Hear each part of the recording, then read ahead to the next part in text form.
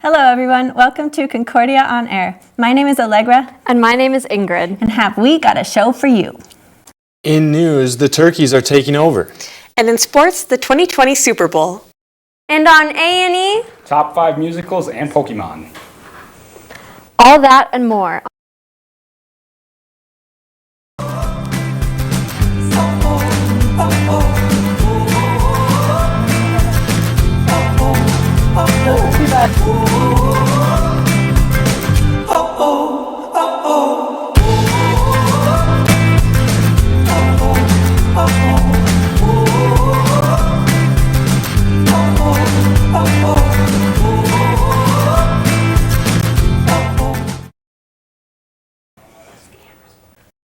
Wow, hello today Ingrid, how are you? I'm good, how are you? I'm good. So what's your life look like?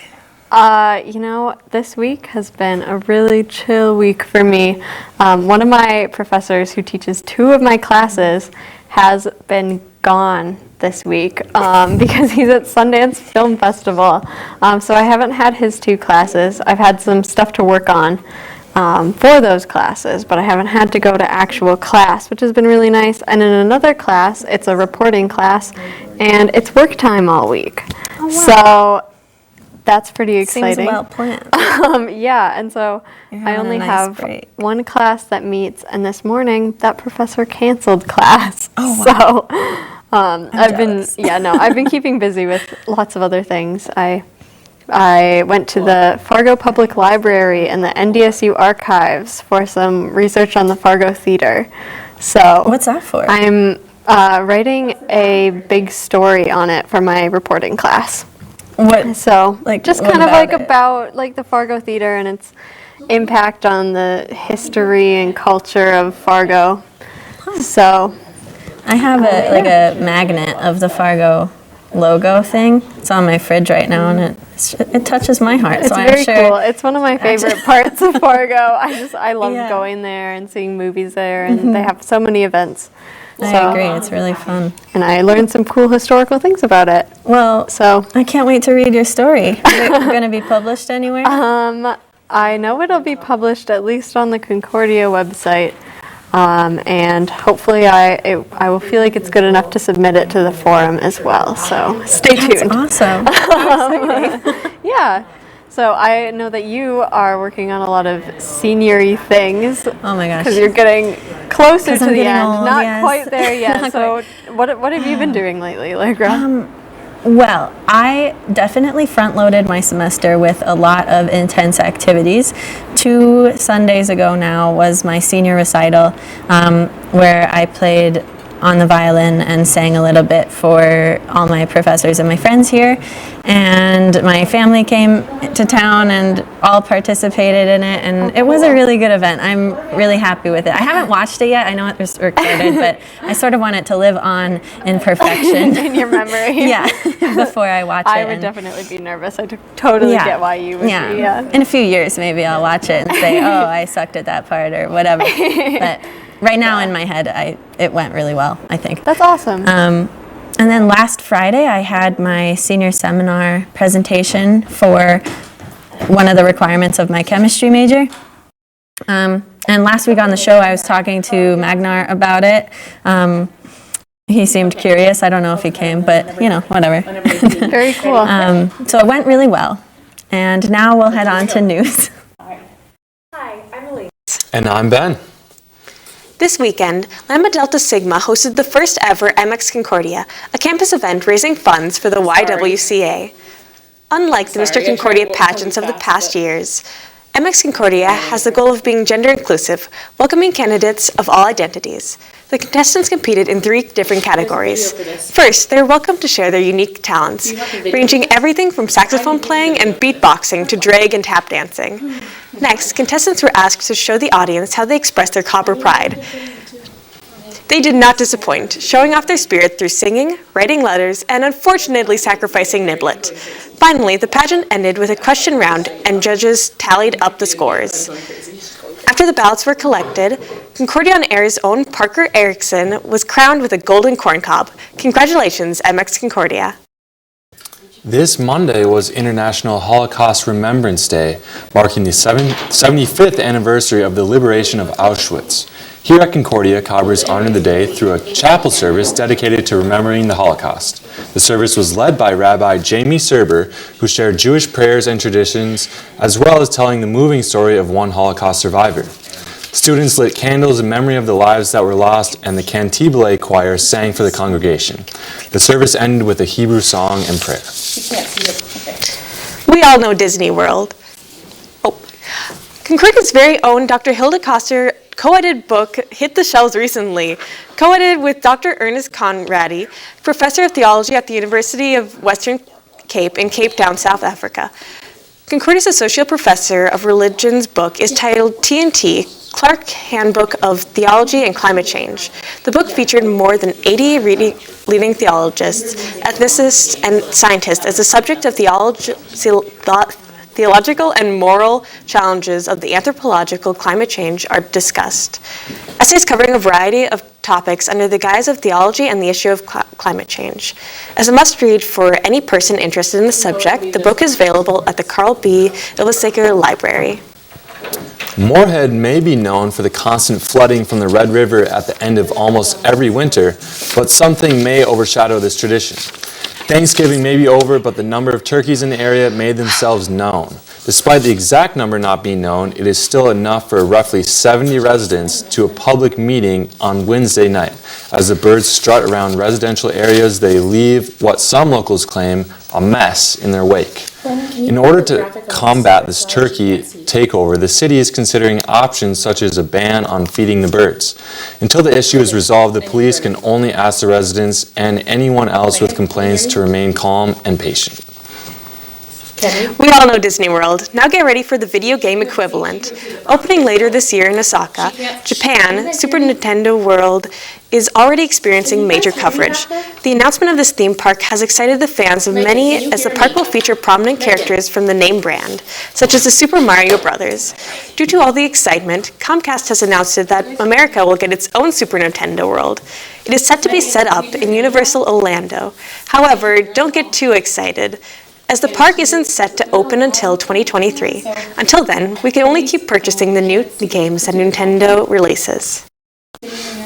On December 31st, 2019, the first patient of the coronavirus was identified in Wuhan, China. Now, according to the World Health Organization, more than 6,150 people have been infected with the virus. Currently, there are 71 cases outside of China in 15 different countries, which include the United States, Canada, Japan, and Australia. This caused the World Health Organization to call an emergency meeting. Several nations have also taken action, evacuating their citizens from the country in order to prevent further exposure to the virus. So far, the United States has reported 5 cases of the virus. According to the CDC, the coronavirus does not have a vaccine. However, they recommend plenty of sleep, fluids, and to keep unwashed hands and fingers away from one's face. Until more information is released, we can only wait until the World Health Organization has had their emergency meeting. This week is a Sundance Film Festival in Park City, Utah. A handful of students and professors from Concordia are currently at the event, including our sports anchors, Grant and Dom. They seem to be having a blast, but while they're gone, here's what's new in sports news. One of the sports world's biggest icons was killed this week in a helicopter crash that killed 9. Kobe Bryant, a professional American basketball player, was a shooting guard for the Los Angeles Lakers for his entire 20-season career. Drafted into the NBA directly out of high school, Kobe went on to win 5 NBA championships with the Lakers. Largely considered to be one of the greatest basketball players of all time, Kobe not only brought the Lakers to victory, but also broke many NBA records during his career. Last Sunday, Kobe, his daughter Gianna, their family, friends, and Kobe's private pilot died when their helicopter went down near Calabasas, California. Although fog conditions in the area were bad, the group was given special permission to fly. Currently, an investigation is open into the cause of the crash, while the sports world mourns the loss of one of the greats. This Sunday, an estimated 100 million people around the nation will tune in to watch the biggest game of the year, Super Bowl 54. Wrapping up the NFL's 100th season, the game will be played in Miami and will be a face-off between the San Francisco 49ers and the Kansas City Chiefs. This will be the first time that these two teams have ever met at the Super Bowl. The Chiefs, who led the AFC 12-4 this season, will be returning to the Super Bowl for the first time in 50 years. Their last trip being in 1970 when they won their first and only Lombardi Trophy. The 49ers, on the other hand, will be making their 7th appearance in the Super Bowl after a 13-3 season in the NFC. Despite having won 5 of their first Super Bowl appearances, the 49ers have not brought home a Lombardi Trophy since 1994. It is bound to be an exciting game to end the 100th season of the NFL. The game will be kicked off at 5:30 Central Time and be broadcasted on Fox. Now, on to an interview. Hello, I am here with my good friend Keith Sullivan, who's also my starting middle on our intramural volleyball team, the Empire Spikes Back. Now, after a harrowing loss in, the first round of playoffs last semester, how does it feel, Keith? I can't express the sheer sadness I have. I know, we had a great hope for our team, but alas, a good run these past 3 years, I think. So Keith is involved in a lot of sports around campus. As you can see, he's wearing his Concordia soccer team winter jacket. I think he dressed up for the occasion today. It's cold out. Yeah, so what do you play on the Concordia soccer team and how has that been? So since my freshman year, I've been one of the goalkeepers on the Concordia soccer team, and I absolutely love it. A lot of people look down on soccer as a sport, but I think it's the best sport Concordia does here. It's the most international sport. That's what I say. Globally, it's, the best. Number one. So many fans. Such a cultural bringing together of sporting. What else are you involved in here on campus? Sports related. Sports related. So Sunday, we just wrapped up our first win on the intramural basketball team with some of the residents I used to have. I also... Residents? From Erickson and Livedall when I was an RA there the last couple of years. That's cute. Yep. I also just ended my tenure as co-captain of the Valhalla Ultimate Frisbee team on campus, but still attend their practices on Monday and Wednesdays. We're trying to figure out where she's And, oh boy, I do so many sports on campus. I am part of the Concordia Club hockey team. That sounds fun. Yep. Now, does your intramural basketball team have as good of a name as our intramural volleyball team? the package. I can neither confirm nor deny this. Not on Concordia On-Air. All right. And your transition out of co-captaincy for the Valhalla Ultimate Frisbee team, was that hard, or are you feeling a bit more relaxed now? Yeah, it's after organizing practices and tournaments, getting to pass that off to Nicholas Steinhofer and David Lindgren, who are our previous assistant captains, was a pretty smooth transition. And Sabina Beck and I, the captains, trust them very much to handle it as well as they can. What were some of the highlights of your tenure as co-captain? All the tournaments we got to attend. My favorite being at Luther College in Decorah, Iowa. It was. I remember. You were there. Yeah. Yep. And getting to borrow the soccer team white jerseys and bringing them back, and having Coach Ben Schneeweiss be kind of ticked that we got them just muddy as I'll get out. So. Well, it was rainy that weekend, as I recall. Yeah. Pretty cold. Mid-October. Weather wasn't happy. And we were the worst best. We were the best worst? Toilet bowl champions. Right, yeah. You know what? Concordia sports, I mean. So I hear you also do some coaching for a young hockey team in the area. Tell me a little bit about that. Yep. So last year I was invited by my freshman year RA, Josh Woodley, to coach in West Fargo. We were coaching 10 and 11-year-old youth hockey for the West Fargo Stampede called Squirts. And since his graduation, it's a fun name, all hockey levels are based off of small things. So this year I'm coaching Pee-wees in West Fargo. It's just me this year.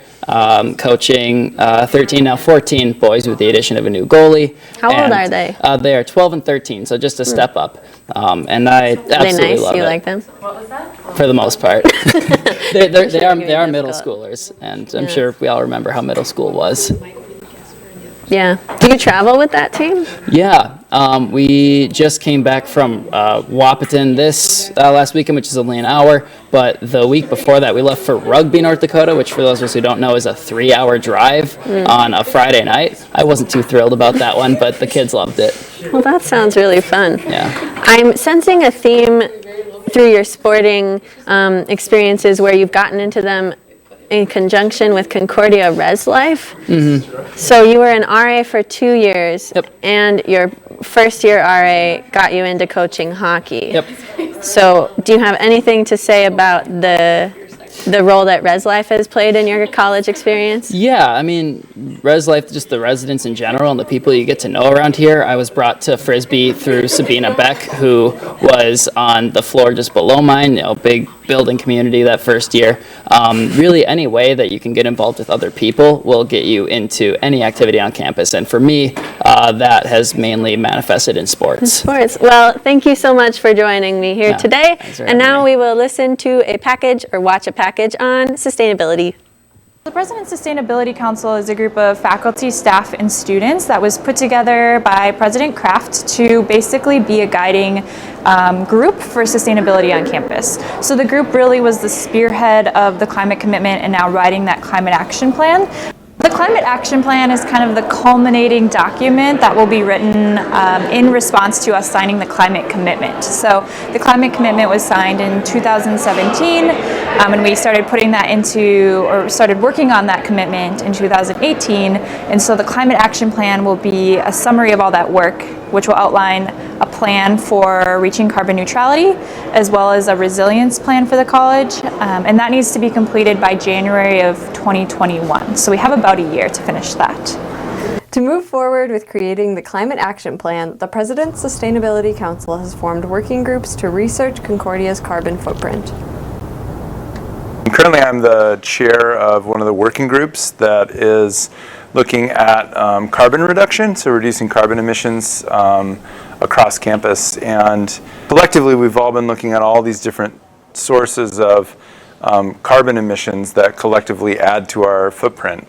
How much food we're wasting, how much plastics we're using, how much recycling we're doing or not doing or doing incorrectly, how much water we're using and wasting. And those kind of collective behavior level items are sort of something that probably involves a larger kind of cultural shift, cultural change of how we do things.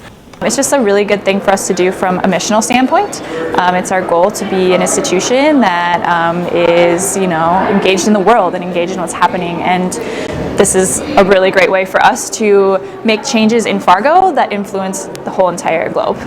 While faculty and staff play a large part in Concordia's climate commitment, students also can make a difference. The students do sit on the President's Sustainability Council. We have 2 students. They serve 2-year terms on the council, and those we put out a nomination for a new student every fall. So we're always looking for new students. And they have a voice. So when we're discussing different topics, we get their opinion and their thoughts on those things. And then also they can submit proposals and ideas if they're working on something or they're excited about a topic. We're happy to hear student ideas and discuss them and see how we can move them forward. Carson and Ingrid, Concordia On-Air. Hi, welcome to A&E. I'm KJ. And I'm Gabe. Ever wanted to see a musical or listen to one but don't know what's out there? Well, as a longtime musical theater fan, I have chosen my top 5 favorite musicals to share with you all. Starting at 5, we have Little Shop of Horrors. It is about a florist who feeds one of his plants human blood and it magically begins to grow and move. With a lighthearted soundtrack and hilarious yet spooky script, Little Shop is a great musical and a fantastic show to witness. At number 4, Welcome to the Rock, we have Come From Away. They share the story of a town called Gander in Newfoundland, Canada, and what happened when 38 planes made an emergency landing there on September 11th, 2001.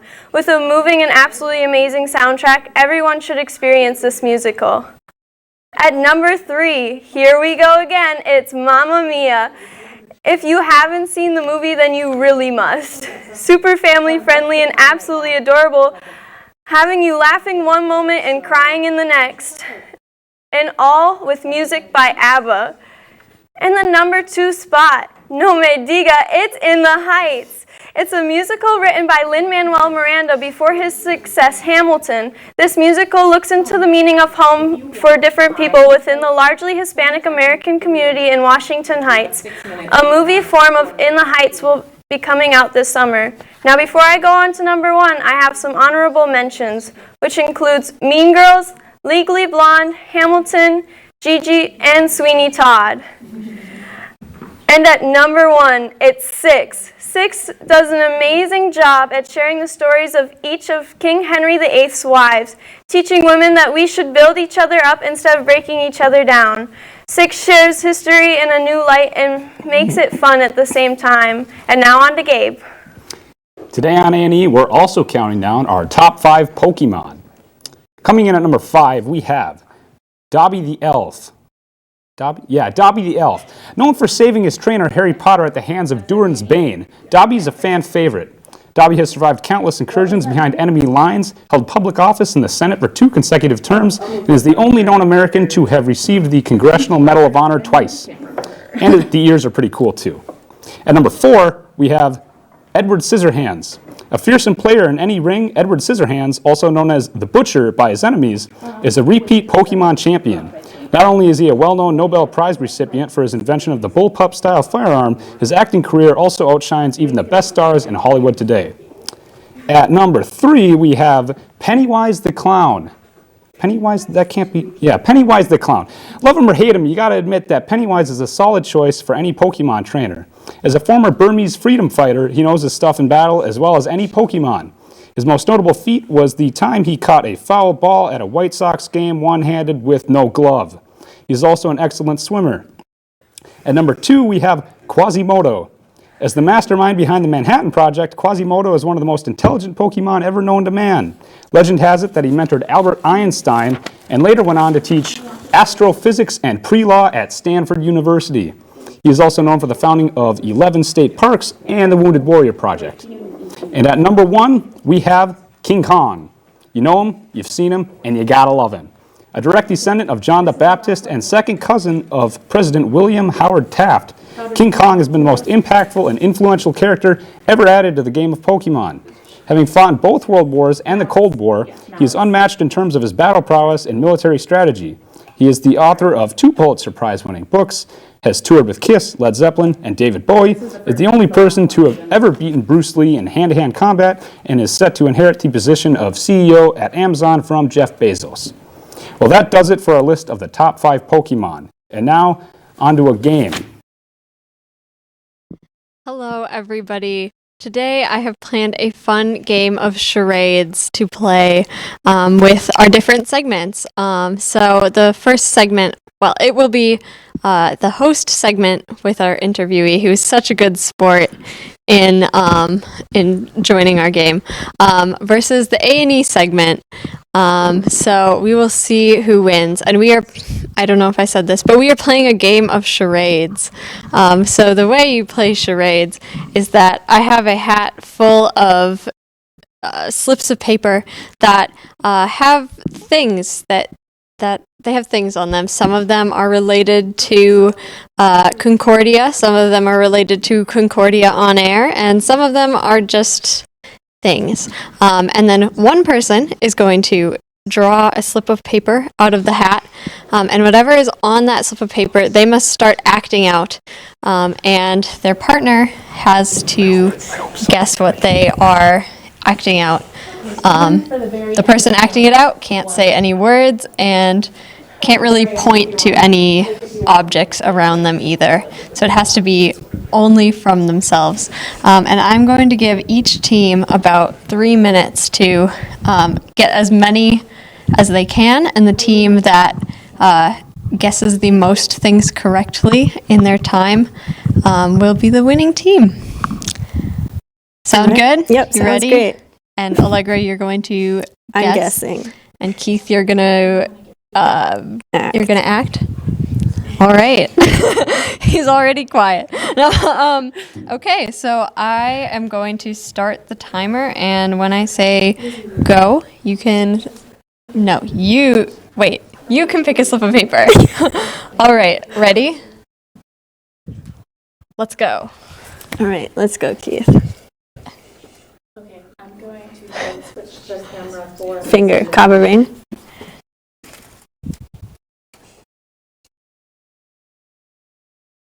Okay, camera 4 is ready again. A window to the wall. A ruler. A tape measure.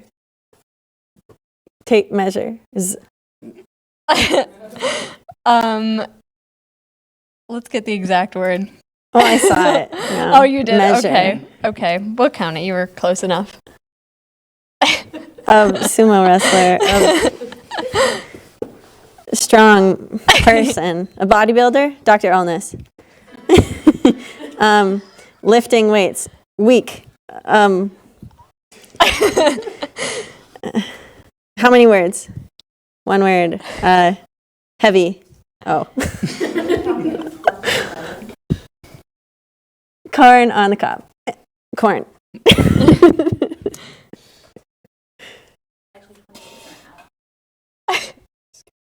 What? No. For those of you who can't hear Keith, No he just skips. wanted to skip, and we can't skip. Lasso. Yeehaw. Yodelay hee-hoo. Can you do syllables? Sounds like. No. Orange?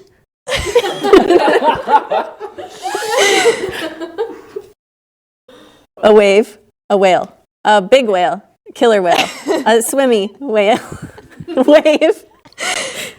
Tsunami? Wave. Tsunami wave. Crashing. Smaller tsunami wave. Tornado. Hurricane. All right. Choir. Singing in the choir. Concordia choir. Rain, snow, cold, winter. Robot.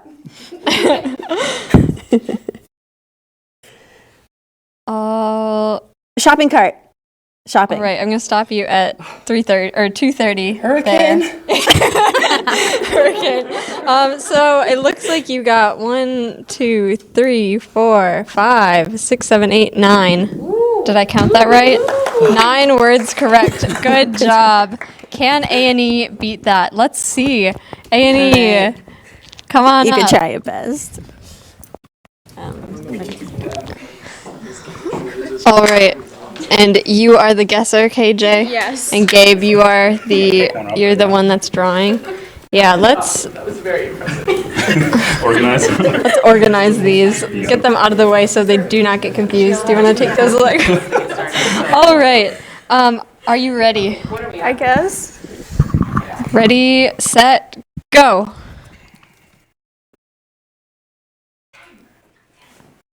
Dancing, yoga, drums.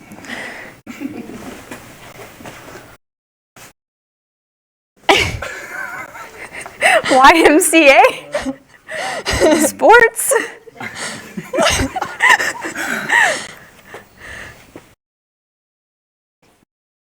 Baseball. 3 syllables. Okay. Cheerleading. Cheerleading.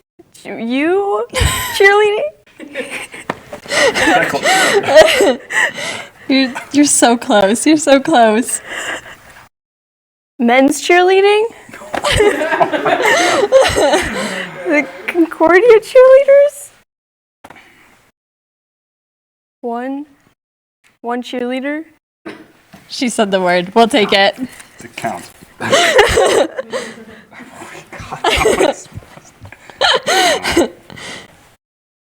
Oh, I don't know what that's called. A stick? Oh, food? Cutting? Grill? Circle? On a thing? Soup? steak? A burger? A burger. No. What? A hamburger? What is this game?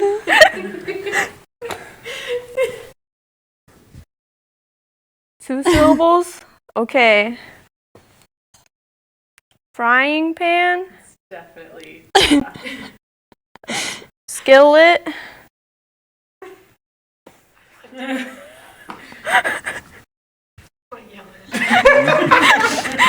You got 15 seconds left.